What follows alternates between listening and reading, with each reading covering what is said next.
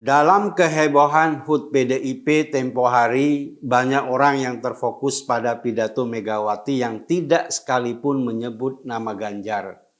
Bahkan dalam narasinya, Megawati menyebut soal peranan perempuan yang setara dengan laki-laki. Banyak orang kemudian menduga yang bukan-bukan. Padahal apapun yang dimaksudkan Megawati, ya hanya dia yang paham. Semua asumsi yang berkembang itu tidak memiliki pijakan logis.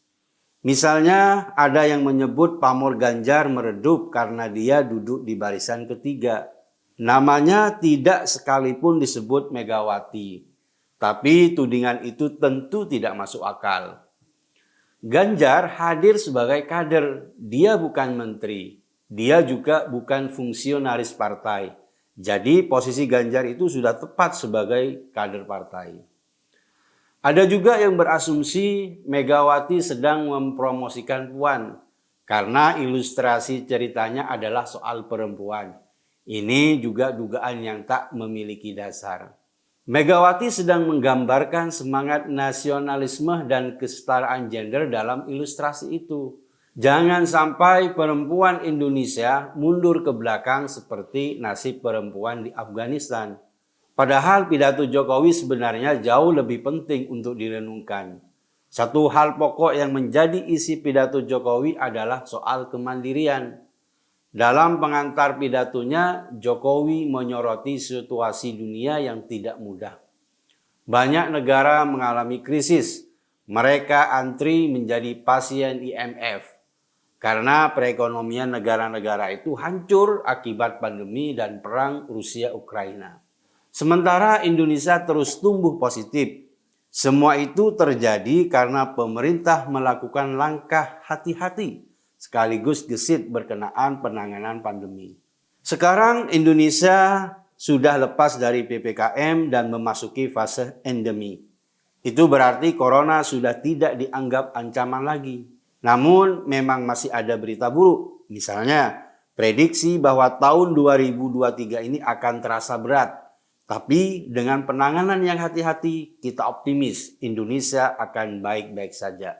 Dalam pidatonya, Jokowi mengingatkan kembali peristiwa ketika Bung Karno menolak ketergantungan pada imperialisme.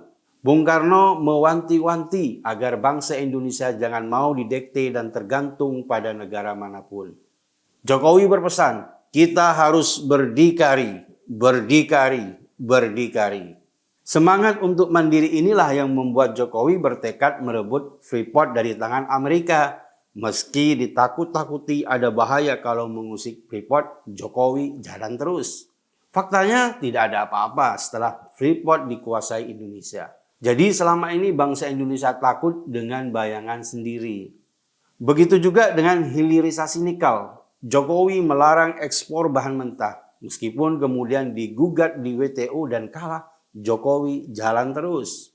Jokowi malah semakin berani melarang ekspor bahan mentah bauksit dan tembaga akhir tahun nanti. Orang ini benar-benar tidak punya rasa takut. Jokowi pantang mundur meski dimusuhi negara-negara Eropa. Karena kekayaan alam Indonesia adalah hak bangsa Indonesia dan harus digunakan sebesar-besarnya untuk kemakmuran bangsa Indonesia. Sewaktu KTT ASEAN Uni Eropa, Jokowi dengan tegas menyatakan bahwa kemitraan itu harus setara. Tidak boleh ada pemaksaan, tidak boleh ada negara yang mendikte negara lain. Negara-negara maju tidak boleh merasa standar mereka lebih bagus dari negara Indonesia. Ketegasan Jokowi inilah yang membuat Indonesia kuat dan disegani bangsa lain di dunia. Jika Jokowi lembek, maka Indonesia akan dengan mudah didikte bangsa lain. Inilah yang harus menjadi perhatian bagi kita semua. Pemimpin selanjutnya harus memiliki visi dan misi yang sama dengan Jokowi. Pemimpin yang tidak oportunis, apalagi gemar menggunakan politik identitas yang memecah belah. Pemimpin yang akan melanjutkan tongkat estafet Jokowi mestilah sosok nasionalis. Orang yang paham derita rakyat, bukan politisi salon yang jidatnya licin dan parfumnya wangi.